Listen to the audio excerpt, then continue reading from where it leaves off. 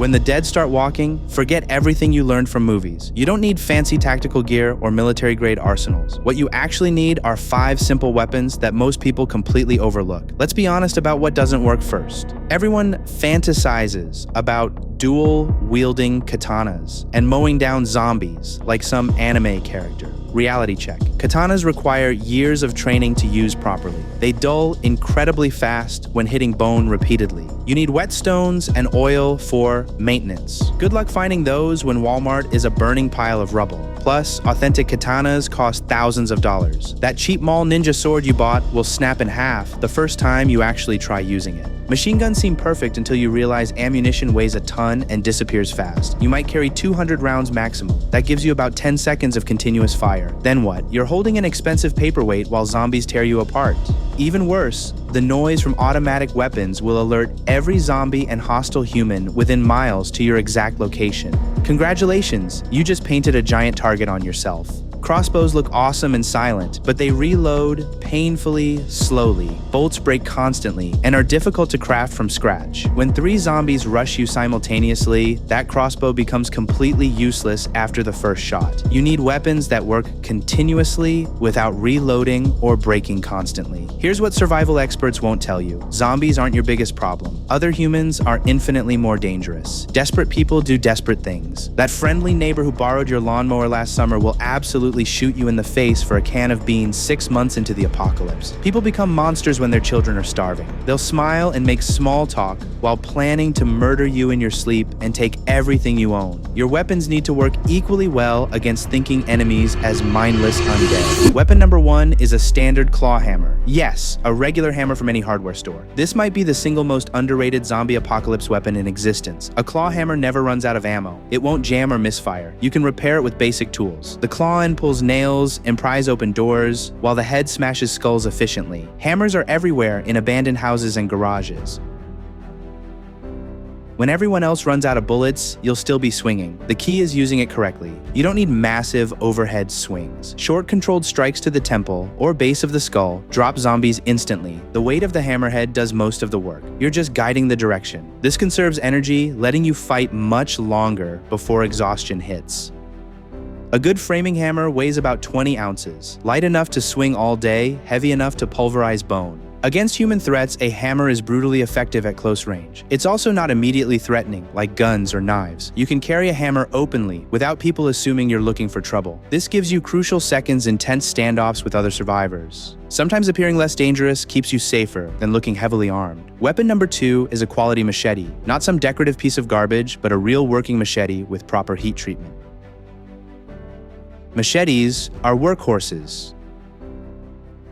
They chop wood, clear brush cut rope, and separate zombie heads from bodies. The long blade gives you reach, keeping infected mouths away from your flesh. Unlike swords, machetes are designed for repetitive chopping and can handle abuse. Maintenance is dead simple. You just need a file or stone to maintain the edge. No special oils or complicated sharpening techniques. A machete will cut effectively even when somewhat dull, unlike precision blades.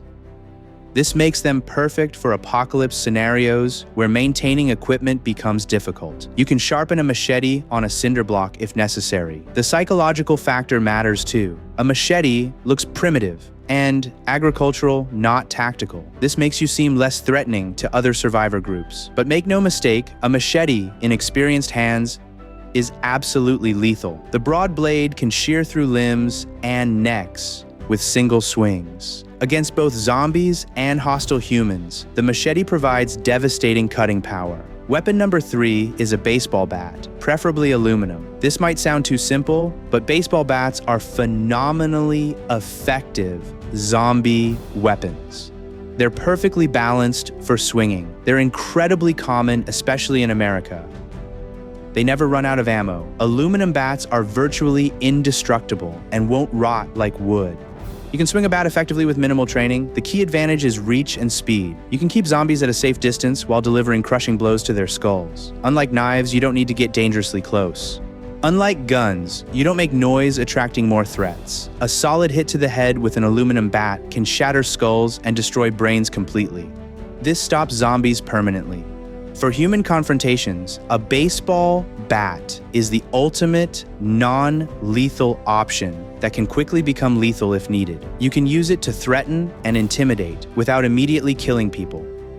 This matters when dealing with desperate but not evil survivors. Maybe they're just scared and hungry, not actual murderers. A bat lets you defend yourself while keeping options open. But if someone truly threatens your life, that same bat can cave in their skull. Weapon number 4 is a compound bow. Not a crossbow, but a proper compound bow with pulleys. This gives you silent range kills without the reload time problems of crossbows. Arrows are recoverable and reusable. You can craft more arrows from basic materials. A compound bow is also excellent for hunting, providing food when supplies run low. The beauty of compound bows is they reduce the strength needed to hold full draw. This means you can aim longer and shoot more accurately. They're also much quieter than firearms. You can take out zombies from a distance without alerting others. Against human enemies, a compound bow provides devastating power. Arrows punch through body armor and cause massive trauma. People don't expect arrows in modern combat, which gives you a psychological edge. The downside is compound bows require real practice. You need to shoot hundreds of arrows to become proficient. But this is practice you can do now, before the world ends. Unlike guns, practicing with bows is cheap and quiet. You can set up targets in your backyard without disturbing neighbors. Once society collapses, that training becomes invaluable. Weapon number 5 is a firearm, but probably not what you expect. You need a simple, reliable .22 caliber rifle. Everyone focuses on stopping power, but that's idiotic. What matters is ammunition availability and noise levels. 22 rounds are everywhere. They're the most common ammunition in America. Every rural home has boxes of .22 ammo. You'll be able to scavenge it constantly.